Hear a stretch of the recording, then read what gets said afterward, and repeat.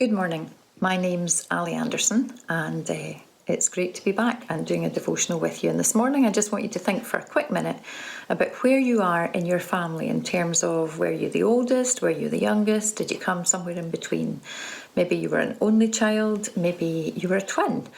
I was the fourth in my family. I was the baby, the wee one, and I think a bit of a daddy's girl. And I was reflecting on that on Father's Day, actually, how probably I was a wee bit of a pest. I used to follow him about, and certainly in the morning I would get up early and I would be in the bathroom between him and the sink as he shaved. I loved watching him put all that soap on his face, and I used to stand as he got out his razor and mimic the strokes right up and under his chin. I can remember it well.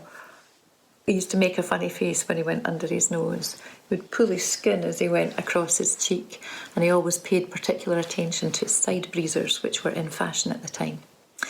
I would quite often be found grating carrots with him in the kitchen when he made soup, or I might be down in the garden. I was the one that picked up the dirty potatoes when he dug them out of his vegetable patch. He taught me lots of things. When he washed the car, I wasn't allowed to do the chamois. I had my own wee sponge to do the hubcaps as he took care of the paintwork. But he also taught me how to do a Windsor knot on my school tie. He taught me how to change a tyre after I passed my driving test. Lots of practical things. Very happy memories. I'll not bore you with them all. I do remember the little cloth that went between my ankles at Paisley Baths when I was being taught how to dive, just so that these legs were straight. He was a bit of a stickler for detail. However, these little things make a big difference, and they are lessons that you remember for the rest of your life. Lockdown has brought to mind another memory and another life lesson, actually. I'm so sorry for all of the guys that left school who were graduating from uni, and everything was so different from how you expected it to be. The exams that you'd been studying for were cancelled for some of you. Prom and all that planning and preparation, sports day, school show. I don't know if you were meant to have one this year, prize giving, graduation. All the things that you had anticipated and were looking forward to kind of crashed. And I know that for some people that might not seem all that important if they're no longer at that stage and they've moved on to larger things in life, and especially in view of a pandemic. But you know, if you are at that stage of life, these were major disappointments. I remember it well. When I was in fifth year at school, there were also major disruptions because of industrial action within teachers' unions, and that resulted in the cancelling of all the special events that we've just mentioned, the ones that you missed out on too. There was some other stuff that happened in my life at that point, and it was just a bit of a rubbish time for me. And I think because I was dumped and a bit bored and hanging around, and school was closed anyway, my dad took some leave from work and decided to take me away up to the Cairn Gorms for a few days. I have to confess, I think I was a bit surprised and thought it was a bit of a lame idea at 16. Going off with your father to climb the ridges and walk on long heights was not high on my list of things that I wanted to do. But wouldn't you know it, we had a great time. We walked lots, we talked, we ate, we laughed. The mountains were more magnificent than I ever remember them. The weather was amazing. We cooled off in lochs, and we enjoyed just being together. There were no other distractions. For the first time in a long time, it was just him and me. Why am I telling you all this? Well, because looking back, I realised that there were lessons that I learned right in the middle of that time of disappointment, age 16, and then with the few days of nurture that I had with my dad that were really, really important lessons. And I think now I realise that equipped me and partly prepared me for some of the bumps that would happen way down the line 40 years later in my life. Lessons that I still remember and hope might be helpful for you too. What did I learn? Well, we've read in John 16 verse 33 that in this godless world we will continue to experience difficulties. And I think it helps us to recognise and remember that life will not always go smoothly, and it will not maybe turn out the way that we wanted. Things won't go the way that we planned, and life won't always be fair. It goes on to say, but take heart, I have conquered the world. In ways that often surprise us, our Heavenly Father comes right alongside us at difficult times, because he gets it. He knows and he loves us and he understands our struggles. In the same way as my dad understood that particular disappointment at that time for me, mainly because he knew me, and I was his child, his baby, well, probably more like his grumpy teenager, but he loved me, and he intentionally chose to come alongside, to take time away so that we could be together one-to-one. And I think now that was a really wise thing to do. Likewise, our Heavenly Dad knows exactly how and why we are feeling the way that we do. He knows our disappointments. He knows our frustrations. He knows our sense of loss. He knows when we are angry, even although we may keep it from others. He knows the injustice we feel. He knows when we are worried and what the stresses and fears we have are. He knows our hurts, our loneliness, and our pain. There isn't anything going on in your life or mine right now that he isn't fully aware of. And spending time with him is the best and one of the wisest things that you can do. When we walked in the great outdoors of the Cairngorms with that open sky above us and the lochs and valleys below, my dad chose that particular moment, and what a setting, to share that Psalm 121 was his particular favourite, just as we were walking along. It can often be a bit kind of cringy when your parents do the whole God chat bit with you, but not at all in this case. I think because it was honest, it was heartfelt, and it was helpful. And this is now one of my favourite Psalms too. So in the Message, Psalm 121 reads, "I look up to the mountains. Does my strength come from the mountains? No. My strength comes from God who made heaven and earth and mountains. He won't let you stumble. Your guardian God will not fall asleep. Not in your life. He will never doze or sleep. God is your guardian right at your side to protect you, shielding you from sunstroke, sheltering you from moonstroke. God guards you from every evil. He guards your very life. He guards you when you leave. He guards you when you return. He guards you now, and he guards you always." I miss my dad. I am very grateful for who he was and for his input, for his love and his guidance. But I was also very aware as I was putting these thoughts together that some of you may not have had that experience. Some of you may not have known your dad. You may have lost him early. Or maybe you found that the relationship that you had with him was one of disappointment or hurt or pain. And I am so sorry if that is the case. But there is a safe place that we can go with that. Someone who knows that if that's how we feel.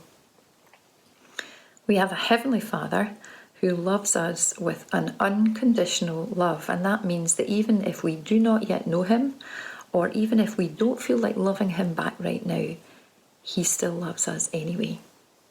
He says this, "I will never leave you or forsake you." And he is a father who wants to make up for the things that we've missed, to make up for the years that the locust has eaten, it says in Joel 2, verse 25. And I don't think that I really understood that verse until some of the things that I held dear were stripped away. And I can now, hand on heart, claim that that is true. God comes good on his promises, and he will not let you down where others may have in the past. I was really interested to hear recently of a YouTube site called Dad How Do I? It's gone viral with over 2.5 million subscribers and over 6.5 million views. It started by a man called Kenny, who actually asked for your prayers because he's overwhelmed by how this has taken off since the start of lockdown in the US. He simply wanted to provide some practical content to show people how to do basic tasks, the kind of things that you might ask your dad, how do I? How do I unblock a drain? How do I put up a shelf? How do I iron a shirt, start a car, fix a dripping toilet, wait for it? How do I shave a face? How do I tie a tie? How do I change a tyre? I think that's why I was taken with this site. Rob grew up without a dad and felt he had had no one to ask these things.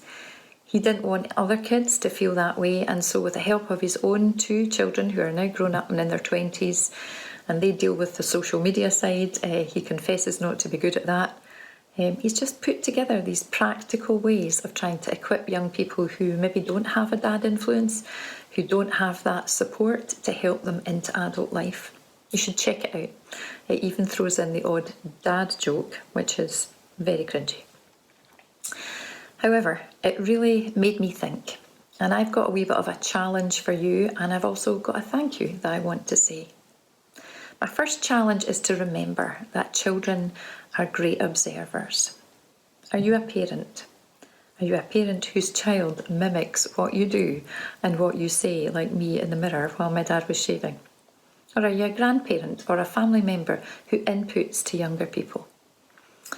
Now, when they are little, of course, they are going to copy what you do. That's how they learn. But I want to reflect for just a wee moment, because as they grow up, what they hear and how it is said will continue to be repeated. One of Gia's first words was no, and I think that's because she heard me say it so often to Lewis and Heather, and that actually makes me feel a little bit sad. Tots and teens alike reflect and repeat words, conversations, attitudes and actions. Let's make sure they're good ones. May we be aware of what they mimic and mirror, and I'm saying that to myself as much as to anyone else. I would love to think that I was able to mirror some of the wisdom that Dad showed me and then pass it on to them. Are we spiritually equipping them as well as teaching them age-appropriate life skills? They can ride a bike, but what else do we put in? Have you told your children your favourite verse and why it's maybe helpful? And are you trying, where possible, to get a wee bit one-on-one time, especially when things are a bit tough for them? I cannot express how valued I felt when I realised the lengths that my dad had gone to do that for me. It doesn't need to be a trip to the mountains. It can be a walk round the block. That's just as special. And Dad did that with me up until I left home. I loved these talks. The second part of my challenge is for us to look a wee bit beyond our own home to the gifts and skills that we've been given. We don't need a YouTube channel to tell us that there are families without dads and people who have very little support right near us. James 1 verse 27 says, "Look after widows and orphans in their distress." I wasn't widowed and my children weren't orphaned, but I returned to Troon with 3 little children in 2003, and I was bowled over by the amount of love and support that I got from you in the Seagate family. So I want to say a big thank you, and you all know who you are. The people who babysat while I went to work or let me go to the Bible study, people who painted my kitchen, people who moved boilers and laid lino and moved furniture, who taught my children how to play the guitar, who took them out driving when tempers were a little frayed, who hung shelves, who mended broken windows, who visited in hospital, who took in temporary lodgers, who provided a shoulder to cry on, who were there to laugh with and have fun with, who gave me wise counsel, and people who prayed and prayed and prayed. There were so many acts of kindness, and I really am grateful. God more than makes up for our losses and disappointments in ways that will amaze you. He is able to do immeasurably more. But let's think about the modern day widows, orphans, families, neighbours that are round about us. There are people nearby who have their own disappointments, troubles, difficulties and distress. And they need our love and they need our support. So let's be aware. Nothing is too big. Nothing is too small. Our Heavenly Father is there for all. Let's finish with what we started in John 16, verse 33. And this is my prayer for all of you, whatever your circumstances are today. The Father is with me.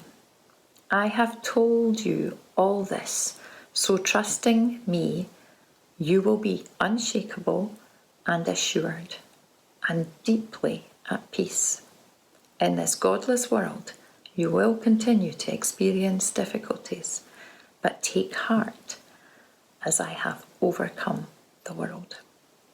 Have a great day.